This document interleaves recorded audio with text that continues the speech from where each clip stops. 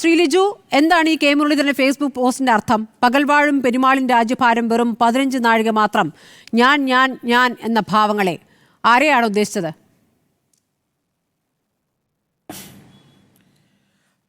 എനിക്ക് മനസ്സിലാകാൻ സാധിക്കുന്നത് ഇപ്പോൾ അദ്ദേഹത്തിൻ്റെ കവിതയെ എനിക്ക് വ്യാഖ്യാനിക്കാൻ സാധിക്കില്ല, അല്ലെങ്കിൽ എഴുതിയിരിക്കുന്ന ഗാനത്തെ. പക്ഷേങ്കിലും പെരുമാളെന്ന് പറയുന്ന രാജാവാണ് സാധാരണഗതിയിൽ. ഇപ്പോൾ രാജാവ് എന്ന് പറയുന്ന നിലവിൽ രാജാവായി കേരളം ഭരിച്ചുകൊണ്ടിരിക്കുന്നത് ശ്രീ പിണറായി വിജയനാണ്.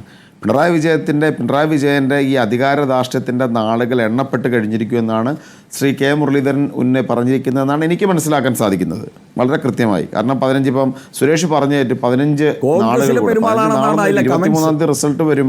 സുരേഷ് കമന്റ് പലതും വരുമല്ലോ.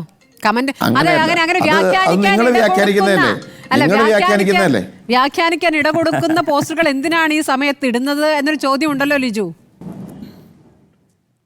എങ്ങനെയും എടുക്കാം എന്ന് തോന്നുന്ന പോസ്റ്ററുകൾ ഞാൻ പറയട്ടെ. ശ്രീ കെ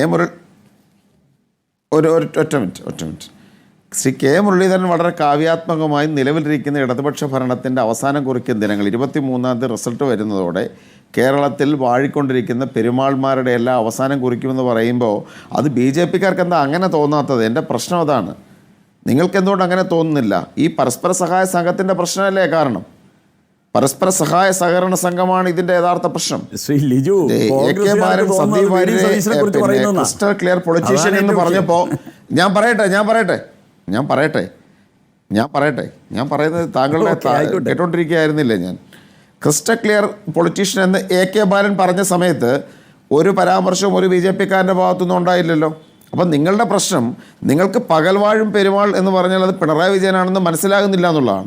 രണ്ടാമത്തെ പ്രശ്നം, രാഷ്ട്രീയ പ്രസ്ഥാനങ്ങളിലെ നേതാക്കന്മാർ വ്യത്യസ്തമായ ചേരിയിൽ നിൽക്കുമ്പോൾ നടത്തിയിട്ടുള്ള പ്രസ്താവനകളുടെ ഒരു ദീർഘചരിത്രം അത് ഇന്ത്യൻ രാഷ്ട്രീയത്തിലുമുണ്ട്, കേരള രാഷ്ട്രീയത്തിലുമുണ്ട്. അപ്പോൾ അതുകൊണ്ട് പൂർവ്വകാല പ്രസ്താവനകളുടെ പേരിൽ നമുക്ക് അങ്ങനെ ആളുകളെ അടച്ചാക്ഷേപിക്കാൻ കഴിയില്ല. അത് തിരുത്തേണ്ടതാണ്. സന്ദീപ് വാര്യരെ അത് തിരുത്തുമെന്ന് തന്നെയാണ് എൻ്റെ പ്രതീക്ഷ. അതുകൊണ്ടാണ് അദ്ദേഹം കോൺഗ്രസിലേക്ക് വന്നത്.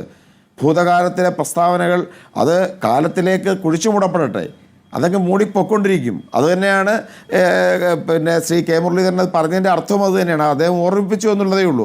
അത്ര തീവ്ര പ്രസ്ഥാനങ്ങൾ നടത്തിയവർ പോലും ഇന്ന് കോൺഗ്രസ് പ്രസ്ഥാനത്തിലേക്ക് വരുന്നു, അതേ അത്ര വ്യക്തമാവുന്നുള്ളൂ.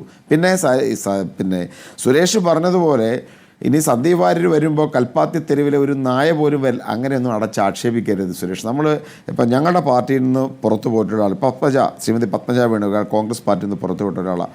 എന്തിനാണ് പത്മജ ആക്ഷേപിക്കുന്നത്? പത്മജയുടെ വ്യക്തി സ്വാതന്ത്ര്യമാണ് അപ്പുറത്ത് പോകുക എന്നുള്ളത്. എത്രയോ നേതാക്കന്മാർ CPM-ലേക്ക് പോയിരിക്കുന്നു. കോൺഗ്രസിൻ്റെ KPC ജനറൽ സെക്രട്ടറി ആയിരുന്ന ആളാണ് ശ്രീ KP അനിൽകുമാർ. ഇന്ന് CPM-ലാണ്, അവരുടെ CAT യൂണിയൻ്റെ സെക്രട്ടറിയൊക്കെയാണ്. ഞങ്ങൾ അദ്ദേഹത്തെ ആക്ഷേപിക്കേണ്ട കാര്യമുണ്ടോ? ഇല്ല. അത് രാഷ്ട്രീയ ആശയങ്ങളാണ്. ഞങ്ങളതിനെ എതിർക്കും, ആശയപരമായി എതിർക്കും.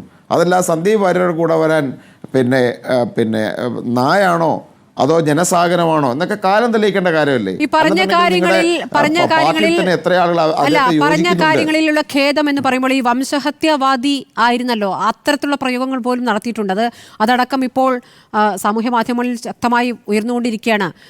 കശ്മീർ നിവാസികളെ പറഞ്ഞതടക്കമുള്ള കാര്യങ്ങൾ. അപ്പോൾ അങ്ങനെ ഒരു പ്രതികരണം കൂടി ഈ വാർത്താ സമ്മേളനത്തിൽ കുറച്ചുകൂടി വ്യക്തതയോടെ, അതാണ് നേരത്തെ ശ്രീ ജയേന്ദ്രനും ചോദിച്ചത്, കുറച്ചുകൂടി വ്യക്തതയോടെ പറയേണ്ടിയിരുന്നില്ലേ ശ്രീ ലിജു?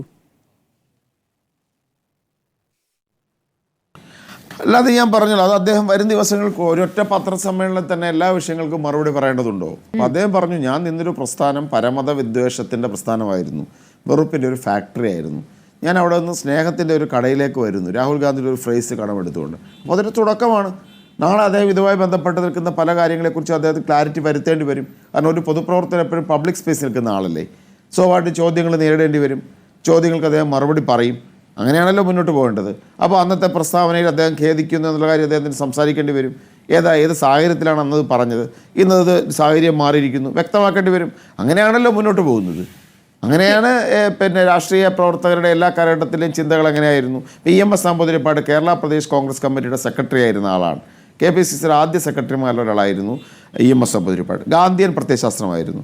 പിന്നീട് അദ്ദേഹം കമ്മ്യൂണിസ്റ്റ് പാർട്ടിയിലേക്ക് പോയി. അന്നൊക്കെ തീവ്രമായ വർഗ്ഗസമരത്തിൻ്റെ കാലഘട്ടം. അതുവരെ വെച്ച് പുലർത്തിയിരുന്ന ഗാന്ധിയൻ സഹിഷ്ണുതയോ അഹിംസയോ ഒന്നും കണക്കിലെടുക്കാതെ തീർത്തും ക്ലാസ് വാറിനെ ബേസ് ചെയ്തിട്ടുള്ള, അല്ലെങ്കിൽ ഒരു തരത്തിൽ ഹത്യയെ മുന്നിട്ടുള്ള പ്രത്യയശാസ്ത്രത്തിൽ അദ്ദേഹം പോയില്ലേ? അപ്പോൾ അദ്ദേഹത്തിന് ന്യായീകരിക്കേണ്ടി വന്നില്ലേ? എന്ന് പറയുന്നത് പോലെയുള്ളൂ. ഹത്യയെ മുൻനിർത്തി നിന്നൊരു പ്രസ്ഥാനം, പരമത വിദ്വേഷത്തെ കേന്ദ്രീകരിച്ച് നിന്നൊരു പ്രസ്ഥാനം, അതിൽ നിന്നും സഹിഷ്ണുതയുടെയും മതേതരത്തിൻ്റെ ഒരു പ്രസ്ഥാനത്തിലേക്ക് വരുമ്പോൾ സന്ദീപ് വാര്യറിനെ തൻ്റെ ആശയത്തിലും വാക്കുകളിലും പ്രവൃത്തിയിലും മാറ്റം വരുത്തേണ്ടി വരും. ഒരു സംശയം അക്കാര്യത്തിലില്ല. ശ്രീ ജയേന്ദ്രൻ, ഇപ്പോൾ BJP-യിൽ നിന്നും പ്രവർത്തകരെയും നേതാക്കളെയും CPM-ലേക്ക് എത്തിക്കുക എന്നൊരു തന്ത്രം കണ്ണൂരിൽ വളരെ വിജയകരമായി പ്രവർത്തിക്കുകയും അത് ഗുണം ചെയ്യുകയും ചെയ്തിട്ടുണ്ടല്ലോ പാർട്ടിക്ക്. ഇപ്പോൾ OK വാസുവിൻ്റെ കാര്യവും A അശോകൻ്റെ കാര്യവും ഒക്കെയുള്ള കാര്യങ്ങൾ നമ്മുടെ മുന്നിലൊരു യാഥാർത്ഥ്യമാണ്.